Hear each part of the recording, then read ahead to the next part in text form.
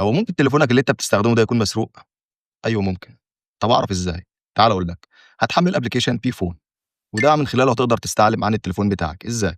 عن طريق رقم المسلسل الأول والتاني، عن طريق الكود الثابت لكل أنواع التليفونات، نجمة شباك 06 شباك، وبكده تقدر تعرف رقم المسلسل الخاص بتليفونك.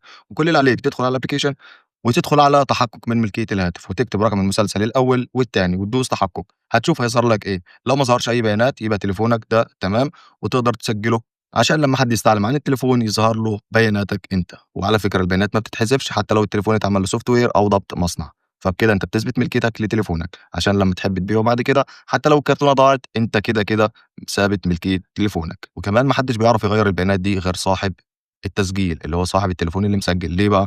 لإن أنت لمّا بتدخل بتعمل رقم سري، فالرقم السري ده ما حدش هيبقى عارفه غيرك، فمن خلاله بتقدر تدخل تعمل العمليات دي، سواء إنك بتسجل ملكية تليفونك، أو إنك بتنقل ملكية تليفونك لو حبيت تبيعه لحد، أو إنك تبلّغ عن فقدان تليفونك لو التليفون ده اتسرق أو ضاع أو نسيته في أي مكان.